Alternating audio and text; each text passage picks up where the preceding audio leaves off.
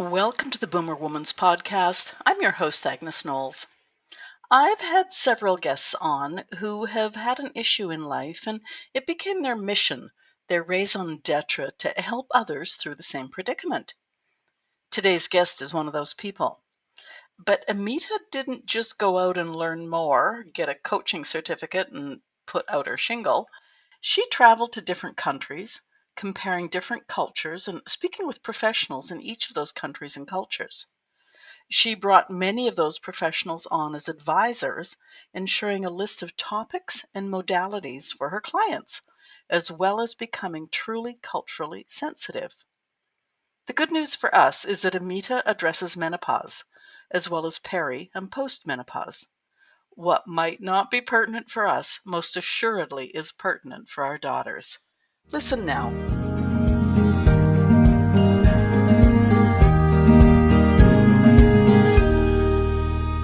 We are all boomer women, so we've been through the mill with perimenopause, menopause, employers not getting it, probably not caring, actually probably not even wanting to voice the words.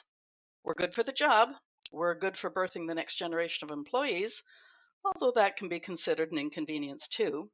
Just don't talk about hormones and periods and menopause. Very slowly but surely, that is changing in some arenas. Changing because of people like my guest today. Amita is younger than us, but has been through the same wringer washer. But Amita got proactive and has developed holistic wellness programs for taboo topics such as sexual health, menopause, stress, anxiety, amongst other issues that women go through. Some of this will apply to you, dear listener. All of it will apply to your daughters. Amita Sharma, welcome to the Boomer Woman's podcast. Thank you. Thank you so much. And I absolutely love your podcast, the way you bring out the real feelings and the real topics out in the open. So I'm very thankful.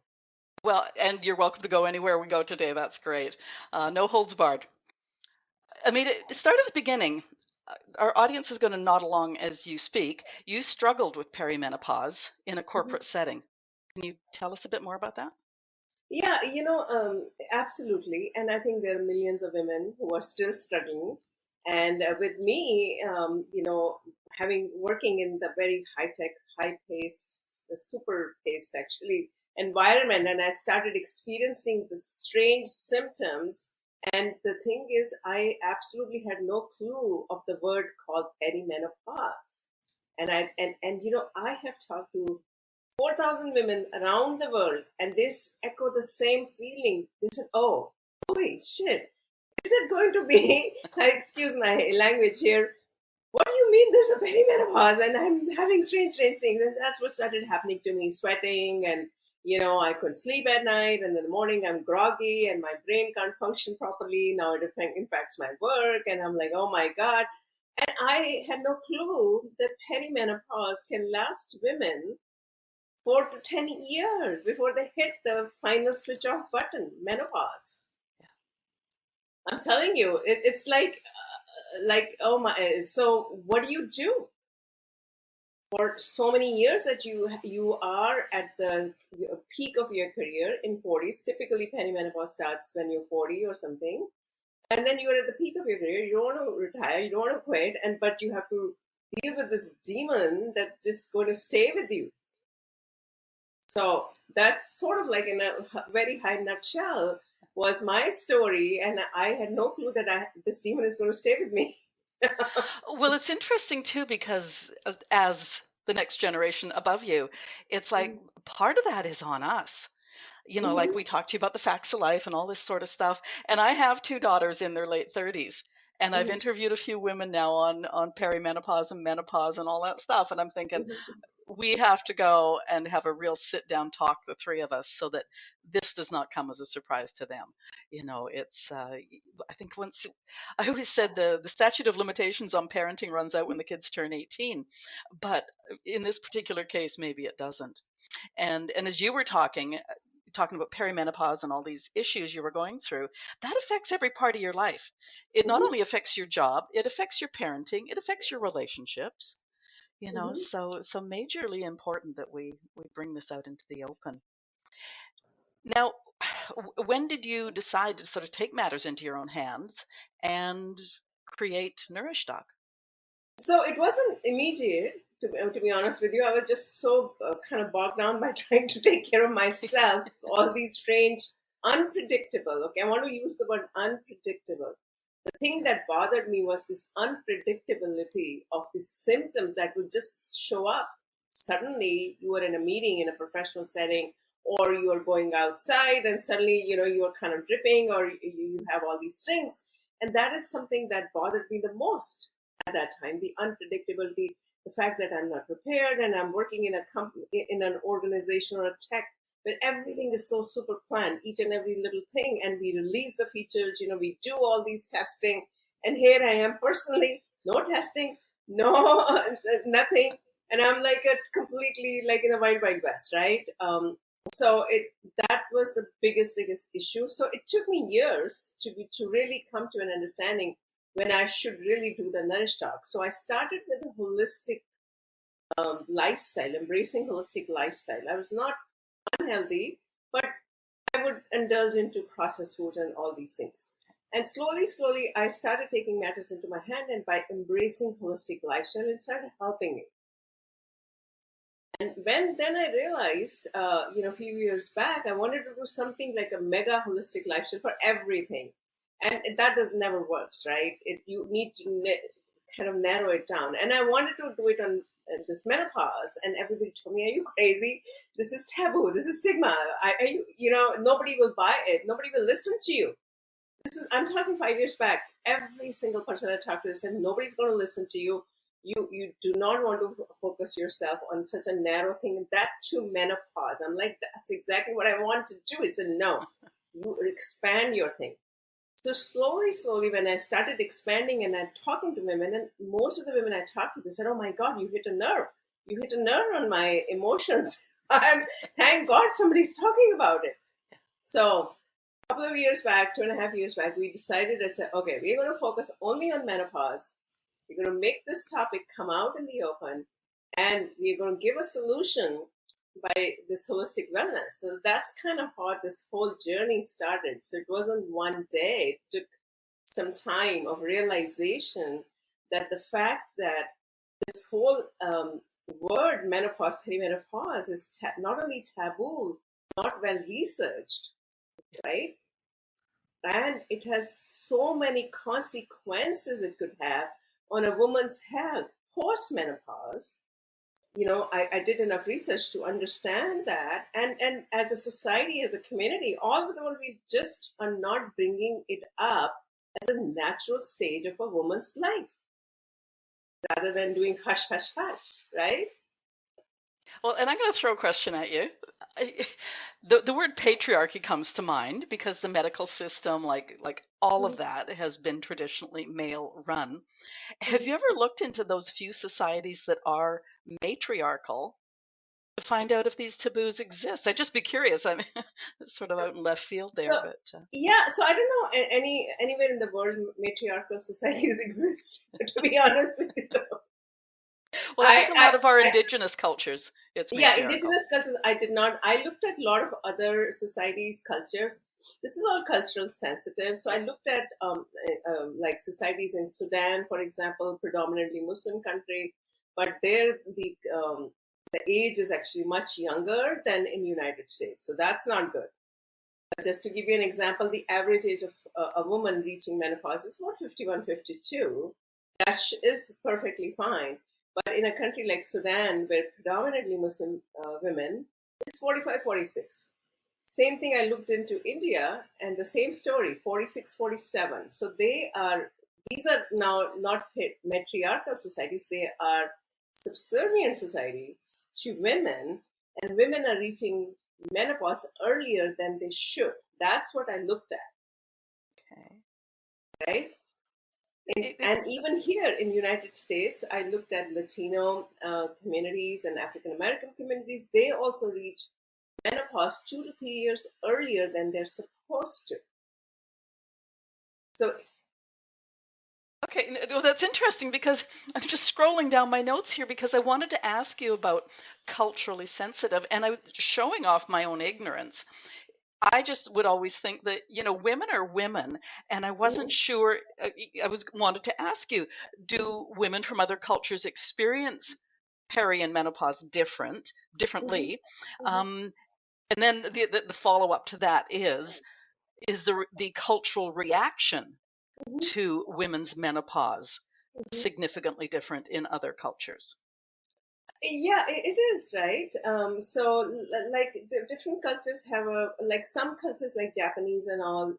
They think women have become wiser. They regard them in high respect, things like that.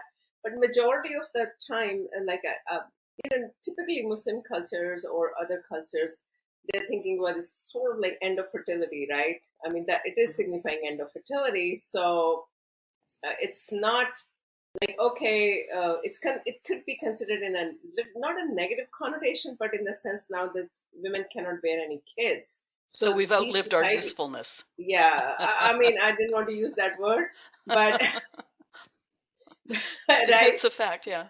it's a fact because some of these cultures, they are allowed multiple uh, marriages, and producing an offspring is very, very important.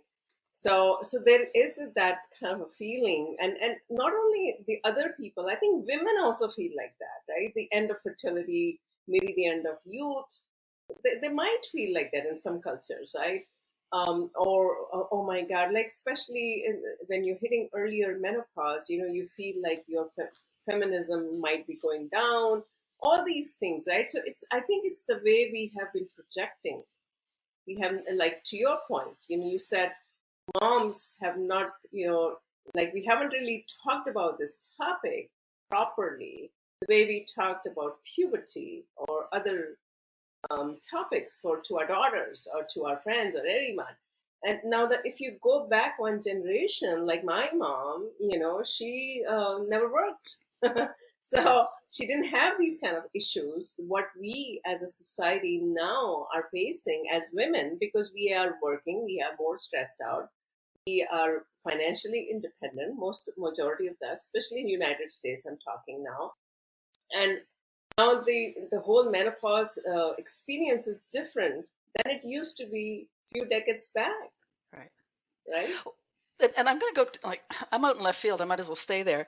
Yeah. If in certain cultures menopause happens earlier, I Hmm. know in North American cultures, the States, Canada, we have our children often later now. So Yes. it's not unusual for women in their mid to late 30s starting families. Hmm. What's the cultural difference there? Is that our population's going to be diminishing because that window of opportunity is shortening or is Yes. being shortened? Yeah, so I'll tell you, the studies that I have done are in United States and UK and India, some of these places where I have gone a little bit deeper. Mhm. But especially in other cultures, women are working now everywhere. Most majority of them are working now. When I look at a country like India, for example, it's gone are the days when women are staying home and not doing anything. So yes, my Oh, hey, I'm generation going to call women, you on that one. yeah. I've always given stay-at-home moms a lot of credit for the work they do. Yeah, no, no, no. My generation stay home moms, but when I look at the younger, like 30 something, they don't want to become a Yeah, stay home no, mom. That was the point I was trying to make. They yeah. don't want to have kids in their early 30s. I mean, that's the, and I'm not saying that's universal for all women, but these are metro, like big cities, right? Because so things are changing, the cultures are changing. You cannot now say, okay, one culture here, one culture here. Women want to be independent financially, and they don't understand the topic that we are talking about, that the fertility window for them is going to become so narrow. And God forbid if they have this perimenopause starting in their mid 30s to late 30s, which is happening very, very common now in a lot of cultures. Your fertility window is so low, and the infertility rates are going higher. We know that, right? It's become a problem in a lot of cultures now, not only in the United States, but a lot of other countries as well. And I think for women my age, our daughters are sort of in that 40 Yeah. age range, it becomes very important if they are working Hmm. that they understand that this you're going to be in the middle of that meeting, you're going to be doing a presentation, you're going to be under a deadline, and Hmm. when your body starts to go sideways, whether it's the Hmm. sweats or the brain fog or whatever, it's Hmm. like this is a reality.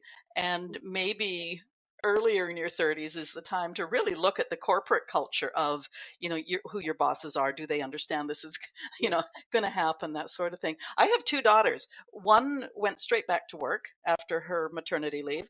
The Hmm. other chose to be a stay-at-home mom and is working.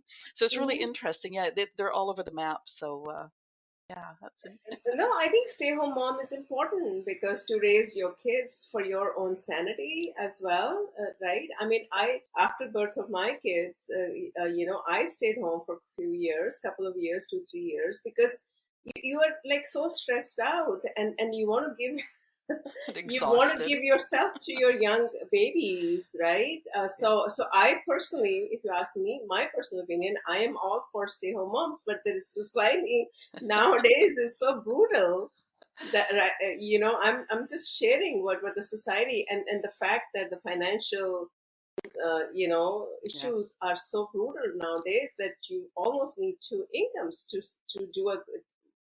I mean, unless of course exceptions are there, but I'm just talking generally, yeah. And right? I think in North America, it's not unusual for one of those parents to have two jobs. So they both have jobs, but one has two Yes, jobs. It's just, yeah, yes, it's getting ridiculous now with the yes. the It's cost of living. getting very very difficult to raise kids, Yeah, to raise a family, and also have a career at the same time. I mean, I know I've gone through that, and I was a mess for so many years trying to balance, your kids, little kids, and picking them up and trying to meet those deadlines and all those things. I mean, and it's a hard one. Okay, it's not an easy one. yeah. I really feel for all the young moms over there. It is so difficult. You do not want to give up your career. You want to take care of your kids at home, and then you are caught in between, and you're scared if you take time off. But I was, and I said, if I take too much time off, I won't be able to go back, Yeah. And I can right? remember 35 years ago, even just working part-time Hmm. and going to my female boss whose children were 10 years older than me. And I said, like, I live with guilt on a daily basis. Hmm. I said, how did you do it? And she Hmm. said, oh no, we all live with that guilt. So I guess it's like, we're not going to win no matter what we do. So if we can get the corporate culture Hmm. under control, then maybe. It's a fact, we all live with the guilt, and we all try our best at that time because family is important to most of all the moms who've given birth.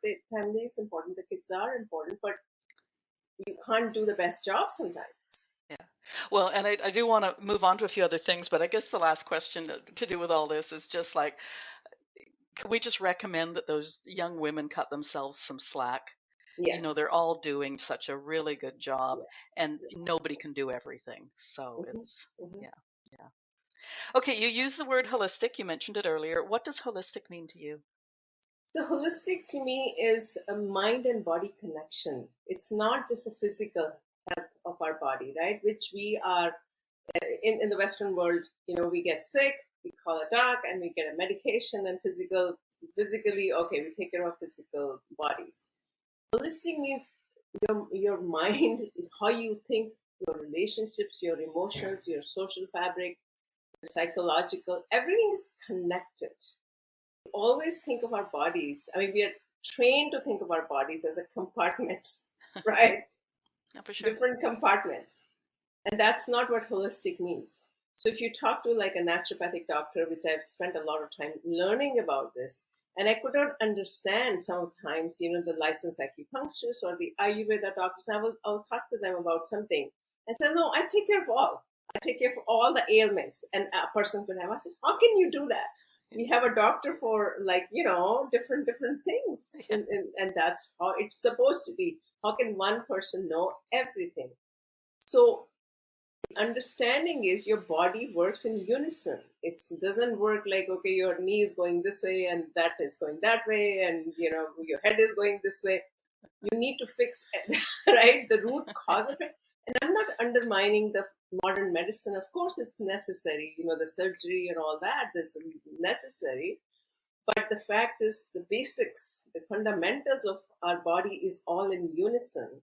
And that's what holistic is trying to do, that you fix your body, but you need to fix your mind too, I guess the right? analogy that comes to mind as you explain all that is like building a house where you've got the general contractor who runs the show, that's the GP, Yes. but that general contractor has the plumbers and the electricians and the carpenters and the Mhm. drywallers and so and everything goes to the appropriate place for the specialty. And our GPs probably need to do a little bit more than that because, as you say, they can't know everything as well as know all the side effects of all the billions of drugs that are out there now. So Yes. Yes. Yes. you talk about anti-aging, and I'm fine with aging, but I Hmm. want to do it in a healthy way, keeping strong, happy, creative, Hmm. all that stuff, as long Hmm. as I can. I want to go through some of the different areas of what you do, Hmm. but talk to us about the aging component and longevity. Yeah. So when we talk about the anti-aging, we're not talking about getting fillers and Botox. Thank you. That's not what we are saying. We are saying living healthy, aging meaning aging gracefully, and longevity. That's what we really mean. Maybe we should change the words a little bit. It should not come out as like we are suggesting Botox and stuff. That the idea is that the quality of life, the embracing lifestyle and dietary methods and some of the other holistic therapies, so that as you start aging, you're living your full life with physical, mental, and psychological, what I talked about earlier. And that's what the aging, anti-aging is really, that, okay, when we say anti-aging, a lot of women come to us and they say, "Oh my God, I'm losing my hair." A side symptom of menopause, because of the whatever hormones are going, or I'm having pain in my joints, or I'm having issues with my, whatever, bone health and stuff like that. So we are really coming in from that angle to prevent a chronic condition and live your life to the fullest as you age. Right. And I can explain you what I mean by the chronic condition and all these things if you like me to. Well, and I think even just the psychological Hmm. of just because I'm 70 doesn't mean I'm old. And I was Yes. actually listening recently to somebody who was talking about longevity and the value of our elders and everything else. And he said something about his father turning 70. And he Hmm. said, "Oh my God, my dad doesn't look 70 at all." I'm going like, your dad actually does look 70 because he's 70, and that's what 70-year-olds look like these days. It was interesting him supposedly being on the right path, but making a comment like that, which was really sort of ageist and stuff like that. I'm going to go through some of your different components. The next one was emotional wellness. So you mentioned stress, grieving, that sort of thing. Can you go there for a few minutes? Yeah, so emotional wellness, it's important for women to understand that they might go through emotional roller coaster when they're going through this stage of their life. And I'm talking starting in menopause. Post-menopause, I think still it gets stable, after the periods stop. And so it's important for them to understand that they're going through all these mood swings, right? And they need to, if they need to take care of themselves, they need to learn all the tactics, all the tools to take care of these emotional roller coaster that's happening due to the hormonal fluctuations that happen, which can be completely beyond your control. So that's what we, and also at the time afterwards, is that as women get reaching the menopause, the kids typically leave the homes. So the empty nest is another one that happens to a lot of women. And then again, they can go through these, being empty nest and losing the purpose of life, and the kids are no more, especially stay home moms. I've seen a few of my friends, you know, now they can't go back to work because the careers they left long time back. So there could be at that time also a moment of emotional instability for lack of purpose. So there could be different moments, right?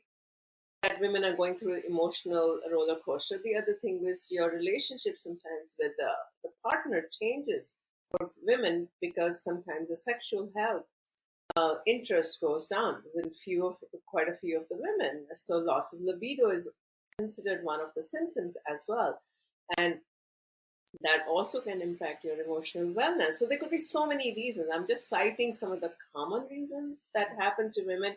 And the idea we're bringing all this out is because they need to talk it openly, whatever is happening, whatever is causing that anguish, right, in their mind. They cannot hold it, thinking that, oh my God, what am I going to do, right? So you need to bring it out. So I wanted to bring this emotional wellness, very, very important for women to understand that they need to feel good, not only in their physical bodies, but mental, emotions, the relationships as well. And it is important for their overall health. Well, and as you were explaining that, I was thinking about the word grieving, where so often we think of, their husband died, so they're grieving, Yes, that what sort of thing. But so many parts of that with menopause yes, and what you've just explained, the children no longer need you. So you've lost that primary role as a mother. yes, yeah. Um, you've lost your ability to bring children into the world. Oh, I love your mug. Is that Tigger on your mug? I know. That's great. I love it. It's when my kids gave me a present when they were little. I That's still great. have it. And it's the biggest coffee mug in town. That's great, or tea mug. But anyways, just that whole grieving process of there's Yes. so many pieces to there. Mhm, Now you went with sexual health. Let's go mhm. there next, because like any of us that have gone through it know that there's just so many changes, and whether it's vaginal dryness or lack of libido, whatever. Can you go there? Yeah, yeah, absolutely. So yeah, so like I said, these hormone fluctuations are going to impact your entire body, right? You don't know where it's going to get impacted. That's the problem, the unpredictability I talked about. So sexual health could be, at least the data talks about one third of the women are going to have issues with the loss of libido, vaginal dryness. The vaginal lining gets thin, so sometimes there could be pain in sexual intercourse. All these things, right? And then you lose interest and you don't want to have it. And sometimes, believe it or not, 60% of the divorces that are happening in UK and US are during these years. Yeah. And I'm not saying sexual health is the only reason, but it piles up, right?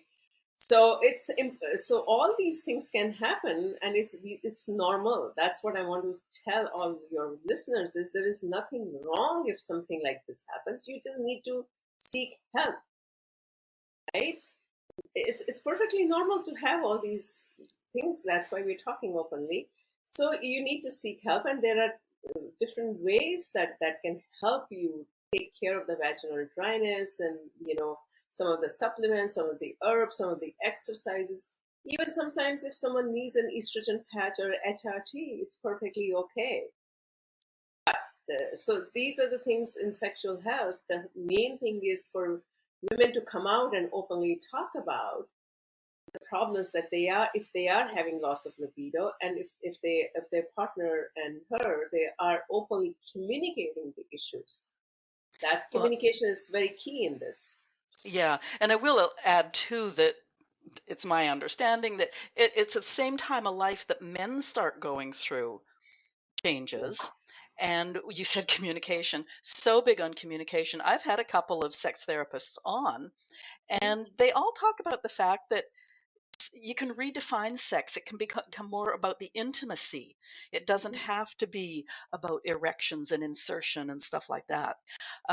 So, once again, just getting your head around changes mhm, and coming up with ways, now whether you do that by yourself or with a therapist, mhm, of living with it or dealing with it or fixing it, whatever it can be done, yeah. but just looking at a bit more big picture idea. Yes. Absolutely, absolutely. This is a topic that needs to be discussed because it is part of our body, and we cannot say, okay, that part of the body is now not working and let me just ignore it, right? That's the point I'm trying to make. That is, it's like talk with your sexologist or sexual health expert or someone who can help you if you want to maintain the a good sexual health, whichever way. Like you said, doesn't have to be insertion, it could be something else, but stimulating that part of the body is important for your overall health as well. Okay, I've got that out of the. No. Yeah, and it's as I Not that I said, wanted. it's well, it's just I think out of all the things we're going to talk about today, sexual health is just as taboo. Like you just don't talk about sex, Mhm. oftentimes not even with your girlfriends, No, and you not can't. It's not such even a with big your taboo. partner. It's more taboo than menopause. I mean, you combine two, three taboos. I'm like, oh my god. Yeah, and then we'll throw in the taboo about talking about money in there too, and it's just like, oh Mhm. yikes. Okay, this next one I'm going to be real careful about asking about weight loss. Weight Yes. gain can go with the territory with some women. Mhm. So, what's your take on that? Yeah, I put on a lot of weight. I'll tell you that, and it was so hard to take it out because I was not eating it right, and that's what we women end up doing. Now, weight gain could be one of the again issues because of the hormone fluctuation, right? We talked about that, and what's happening sometimes is one hormone could be dominant at the other hormone, and then it starts accumulating in our midriff, typically here, the tummy that doesn't belly, right? We call it meno belly, it doesn't go away, and then the weight starts putting on. So all I can say is you can lose weight in a healthy way. Okay, I have managed to do that, and I am seriously. I used to have so many problems. I was so overweight, 180 pounds. Can you believe it? And I used to struggle with it, and I was never had problems with the weight when I was much younger, like in my 20s. And suddenly this whole perimenopause, menopause started. I'm like going all over the map. So the trick is the weight loss is that you cannot start dieting like 1200 calories. You are not nourishing yourself. That's the problem. And we think, I used to also think, oh, like I need to stop eating completely and I will start losing weight, right? We women think like that. I don't know what's wrong with us. We want, but that's wrong. Yeah, You need to nourish yourself properly with the right type of foods. And then, of course, the exercise comes in. right. So if you start doing that regularly, like clockwork, as a daily routine, literally like a military clockwork, and that's what I started doing, you will start like shedding off that excess weight that women end up, loading up. Right. Yeah, and I'm glad you mentioned that whole activity, shall I say. Exercise has got such a bad rap. People think they've got to, push weights and, run and stuff like that. But even like getting out for a daily walk that really sort of Mhm, pushes the breath work. And of course, I'm going to throw my own plug in here. Is there's so many boomer podcasts out there that they can start on Monday with ours, mine.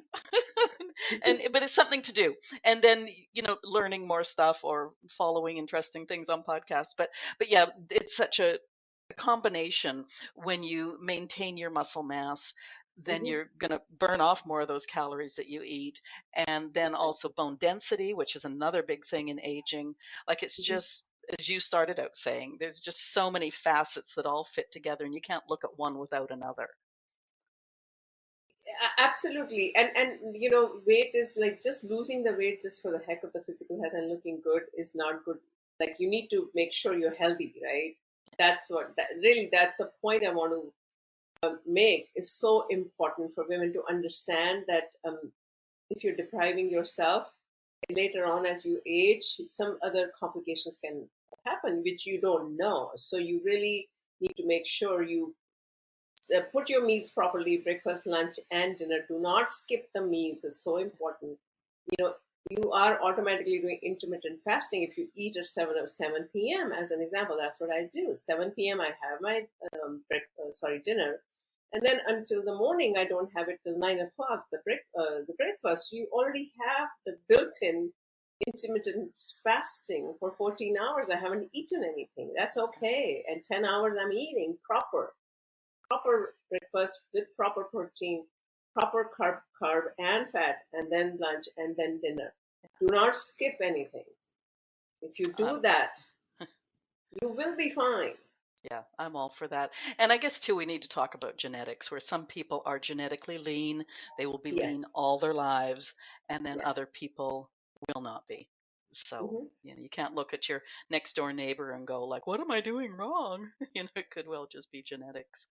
So, We've covered off several different topics here, and the word hormones kept on coming up. And I was going to ask, are they all hormone driven as we get older? And it sounds like the answer might be yes. Yeah, because the hormones play such an important role in our bodies, and then when they are depleting, they're going down. So those are important, right, for taking care of so many functions in our body. So what what we are trying to do is teach people to use the foods as medicine, right?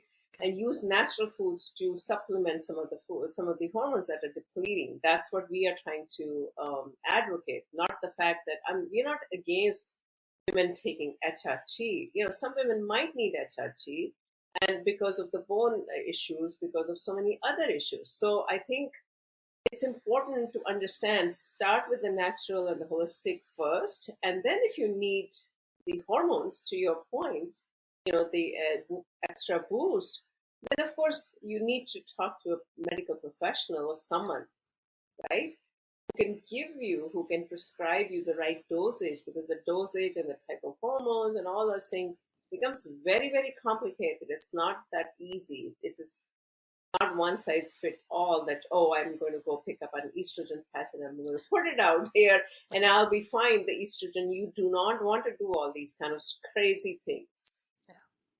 And from what I've learned from interviewing other people who do deal with hormone replacement, Hmm. is you've got to be careful of the quality of that stuff too, because Hmm. there's so much, for lack of a better word, crap on the market that you could really be doing yourself a disservice. Yes, yes, there are bioidentical hormones that typically, from the research that I have done, are considered better, but they're not regulated by FDA. I mean, Mm. this is so much nuances, so many complications, and bioidentical hormones are technically mimic the natural part of in their composition. So you absolutely need a very good expert who understands the different and who takes your testing, your whatever testing they need to do, whether it's blood testing or a Dutch testing. A Dutch testing is typically for hormones or whatever they need to do, and then the right dosage is given to you. So in this particular case, a good qualified expert becomes super critical. Right. I want to go back to the culturally sensitive for a moment, because you talked about doing studies in Sudan and India and the US, Britain maybe.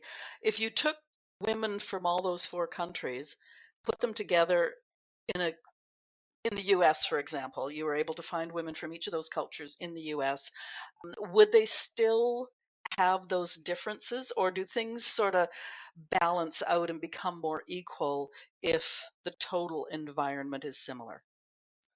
I'll tell you what, I know enough Muslim groups in this country, right? Different groups, different ethnic groups, I should say that. I am also part of one of the ethnic groups. Not, I mean, I think differently. That's a different story. But the ethnic groups in this country, they live exactly the way when they left the country. Believe it or not, it's true. Yeah. Okay, yeah, I was just going to throw that out there because it occurred to me Yeah. that, sometimes with some things, when you put people together, they just Mhm. sort of balance into a similar lot. But Uh, I think the younger generation is different. Okay, let me put it this way. Okay, let me put it this way. The people who have are first generation immigrants from wherever they've come from, whichever part of the world, are going to stay true to their roots, from where they've come from, right? They are going to, they when they come into this country, yes, they are coming for a better life. But in my research, from what I've seen, is they uh, remain very true to their culture, from where they've come from all the practices where they've come from, and all those things, all of the above that exist.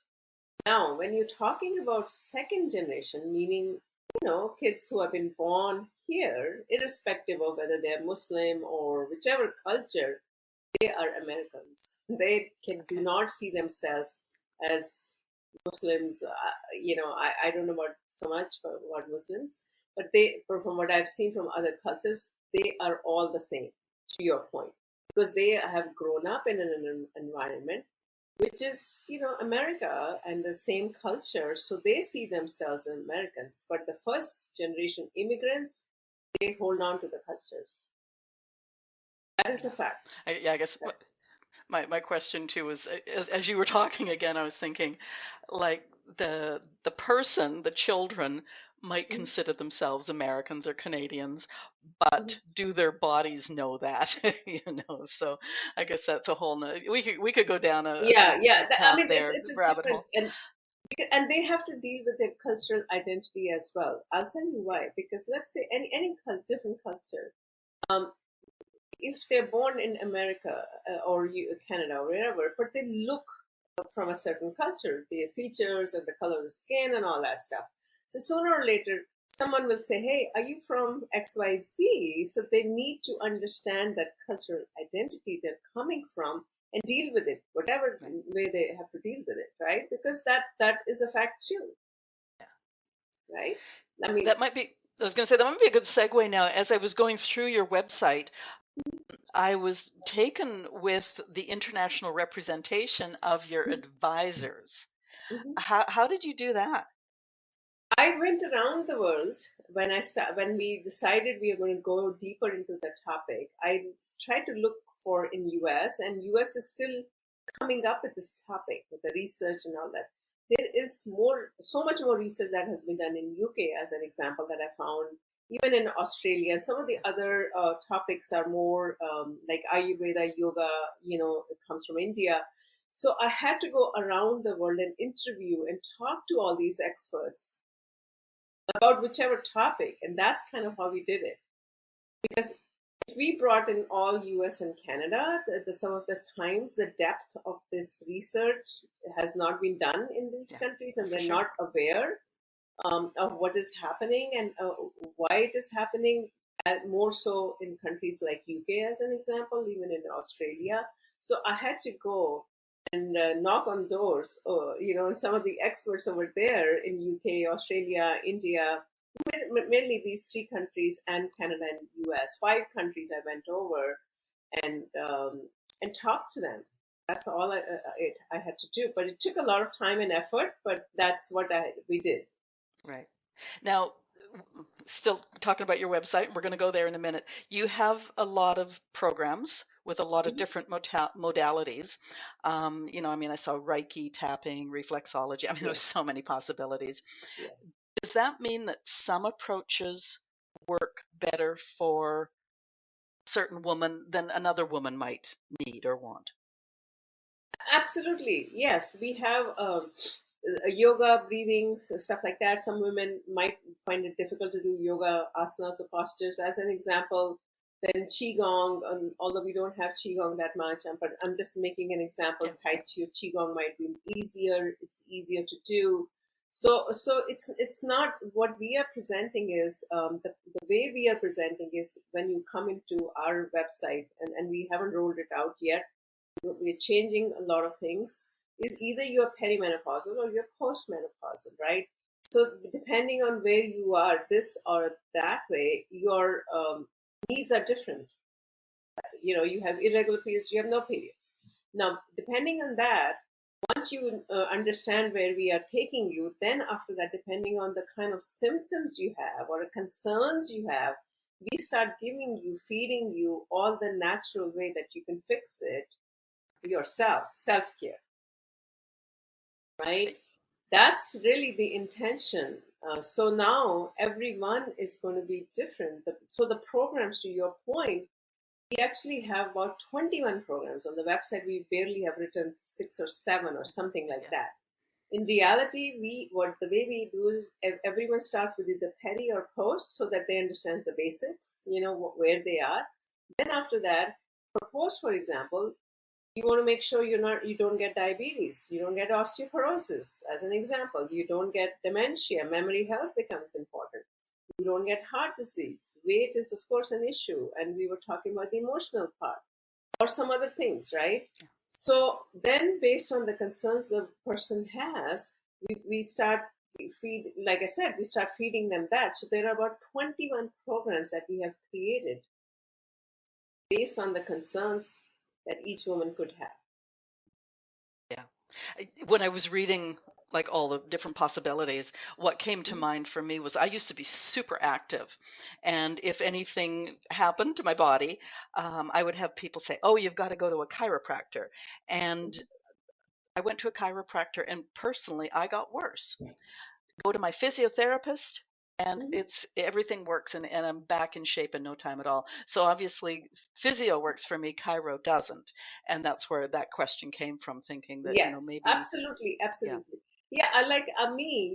I get Ayurvedic massages done. I get acupuncture done. If so that works for me. As an example, if someone tells me something else, that might not work for me. So yes. everyone's different. So it's just that learning all these tools are there for you to pick and choose. That's really the key. And then, of course, every woman is going to be different. We talk about the cultural differences because of based on the lifestyle and based on whatever life they have had in the past. And then they have to choose whatever works for them. Yeah. And do they then possibly choose something and go with that for 6 months or a year and then move into something else? So the basic thing what we have is a basic app that we're coming out. Uh, What you see on our website, we're changing it. So app would be either on iOS or through the web as well. And they can learn, and that's going to be priced like $5-6 a month. Very, very affordable. oh, So wow. everybody can learn what they want to. And then after that, if someone wants to upgrade, right, that they said, okay, I need my one-on-one. I need someone to help me craft a holistic wellness plan. And what that means is there could be a naturopathic doctor who looks at your results, like blood results or whatever. Then there could be a dietitian along with that, and there could be a yoga therapist or some kind of an exercise movement specialist, let's put it this way, who will help you. And then there could be a mental health counselor. So that could be okay. Now I have my personalized holistic plan that I can take and start following along. So the first step is just a basic intro to Right. wherever you are, and then the second step is okay. Now I can do the more detailed, personalized, right? And then in between, the way what we are structuring is depending on what people want. We will get experts. For example, 1 week could be a urinary tract infection expert, as an example. A lot of postmenopausal women have that issue. If we are doing the postmenopause track, then could be a sexologist, then could be a gynecologist, that could be a mental health counselor or psychologist, what the mental thing is going on.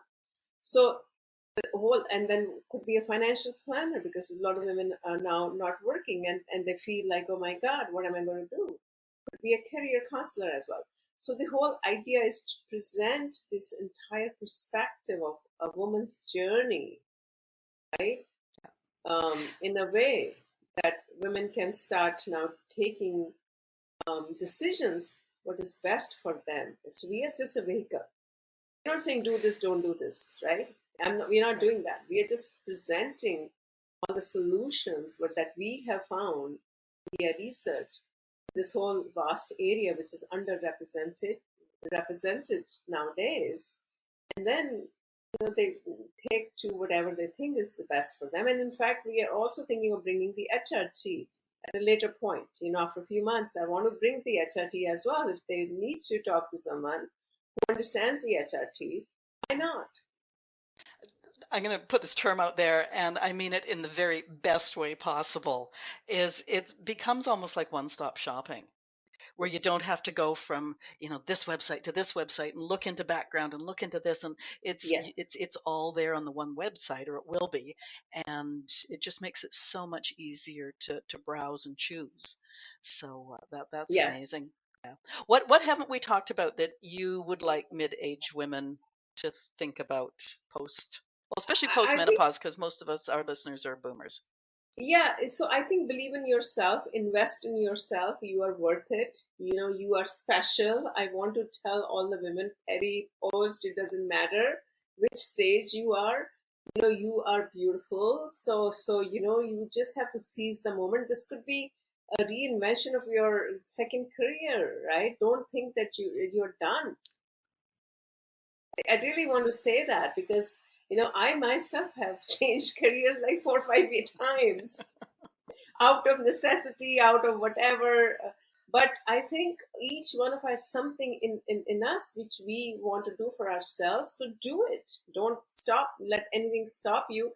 And use the holistic, embrace the holistic lifestyle. So take care of yourself. That then only you can give back to something else or do something else. That's the only thing I want to say to all the women out there. Well, and I think I'm going to conclude the way I started. You have programs or whatever, you work with employers Yes, yes, as well. I should add that. So, yes.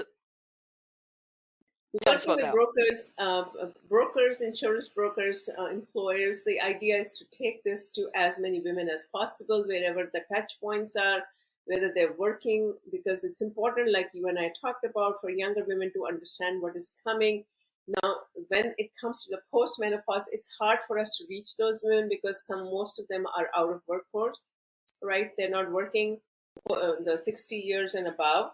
So that's why we have this app that we are hoping that women through podcast or some other social, that they'll find us and they start using us. But yes, we do work with employers, nonprofits, all the organizations where women are kind of congregating. That's amazing. That's great. Where do we find you on the World Wide Web? Yeah, just go to our website. That's the best way, www.nourishtalk.com. And like I said, we will be releasing the web part of the app soon. It's already ready. And then the app will be coming on the iOS as well as Android. We will be putting the links on our website very, very soon. So stay tuned to that and let us know the feedback. Okay. And I see lots of social icons here. You're on social media as well, then. Everywhere, everywhere. People can find us on every single social media. We might not be as active on TikTok doing funny things right now. That was, I miss that but we boat. are. I did not know what to say initially, to be honest with you. But we have some things, but we will be coming, re-energizing our TikTok as well and all the social channels. So find us everywhere. Okay, great. May I ask you a personal question before we Mhm. conclude? You started out in architecture. That is such an interesting field. What took you there? I always wanted to create something, when I was very young, and I did not know at that time what I wanted to do, like a lot of people.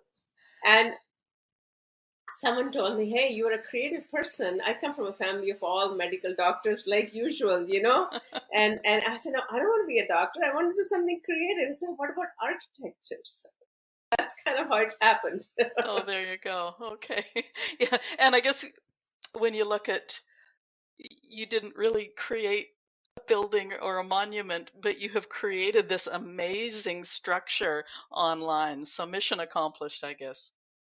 You could be architect of anything. You don't have to create buildings only, right? Then I had to, when I left architecture, I said, you know what? I'm creating websites. I'm creating experiences for women. That's when I was working for corporate, health, not health, I mean corporate tech world.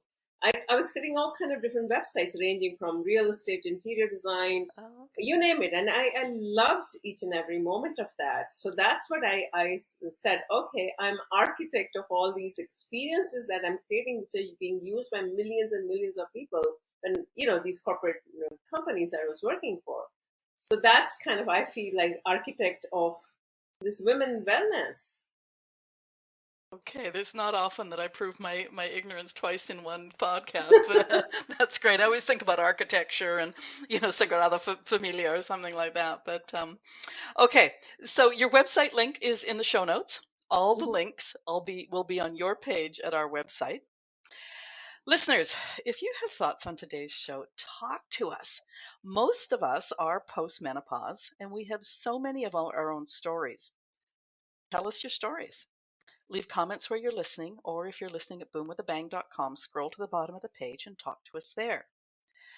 Or there could well have been a question I did not ask Amita. Ask it in the comments and I'll get you an answer. Your stars and reviews help us grow. Be generous and share this episode. We are mostly postmenopause, so some of this info will be pertinent. I can get that word out. But if you have a daughter, it's an addition to the info you can share with her. So important.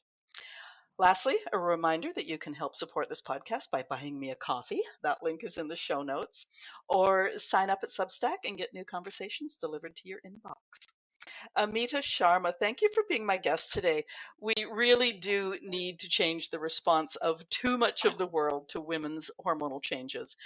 And you're obviously just going to knock the socks off of that. That's so important. And thank you for doing that.